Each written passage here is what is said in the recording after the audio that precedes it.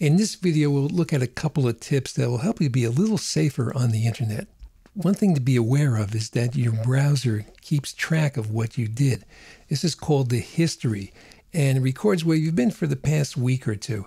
Now, this is okay, because sometimes it's actually pretty handy, because if you want to get back to a site that you were at like 2 days ago, and you can't remember how you got there, well, you could look in the history and find that particular site to get back to it. But if you're sharing your computer with someone else and you're going to a site that you don't want that other person to know about, well, you want to be aware that history is recording you. Okay, to clear your history, what you could do is click on the three-dot button in the upper right corner, click on history, and then just click on clear browsing data. Now, if you want your computer, you want your browser to stop recording you, what you could do is go into a private browsing mode called incognito on Chrome. Basically, again, click on that three-dot button and just use a new incognito window. This creates a new window in your browser, and then it won't record where you're going. Now, there are these things called add-ons, or some people call them extensions, which provide other capabilities, new capabilities to your browser, things that your browser could not normally do. And these are pretty handy sometimes. For example, the Adobe Reader, that basically helps us read PDF files. Adobe Flash will play videos, and Oracle's Java program will run other programs like games like Minecraft. Now, just be aware that these plugins have been targets for viruses in the past, so be sure to keep them updated so that they have the latest protection from those viruses. And pop-ups used to be a real problem. Things would pop up on our screen, usually an ad, and it got very annoying, things like that. In our browsers nowadays, we have this thing called a pop-up blocker, which blocks most of these pop-ups. Now, sometimes a website will need these pop-ups to do a certain thing. For example, our Pearson MyLab site uses them. So in that case, we have to go in and customize the browser so it does not block those pop-ups. Now, when you're going to buy something on the internet, you want to be sure you have a secure connection. Remember that the internet is designed like the UPS ground system. Our messages go through many, many different computers until it gets to its final destination. And if one of those computers is owned by a bad guy, it could hear all your different things like your passwords and things. So you want to be aware of that. So look when you're buying something, or you're trying to send some confidential information, be sure you have a secure connection indicated by that S.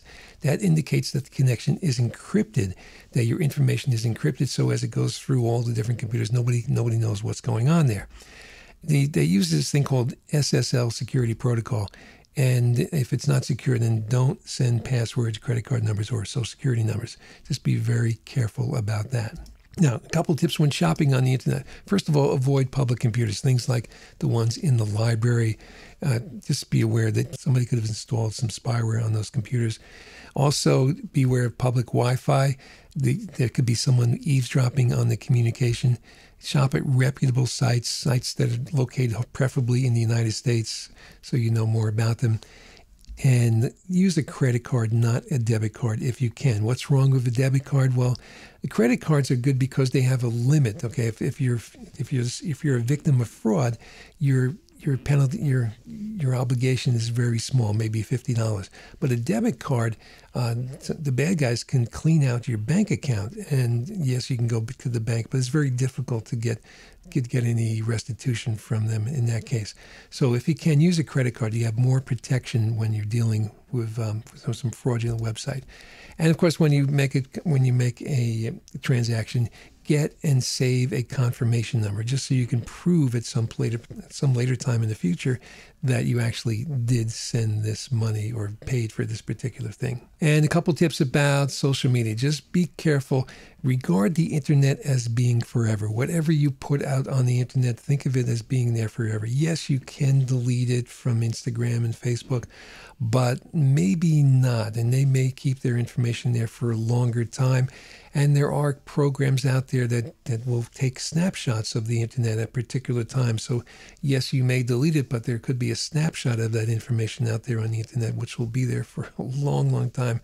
So, and that could be very embarrassing. You may lose a job in the future. How many times have we heard about that in the news? Somebody posted something on, and then a year, 5 years later, they couldn't do a particular thing because of that. So be careful with that. Guard your online reputation. Be very careful about what you put on the internet. It could have consequences for you later. Be very careful. And don't believe anything that you hear or see on the internet. Okay, the bad guys are constantly trying to trick you, and they get smarter every day. They do not get dumber; they get smarter.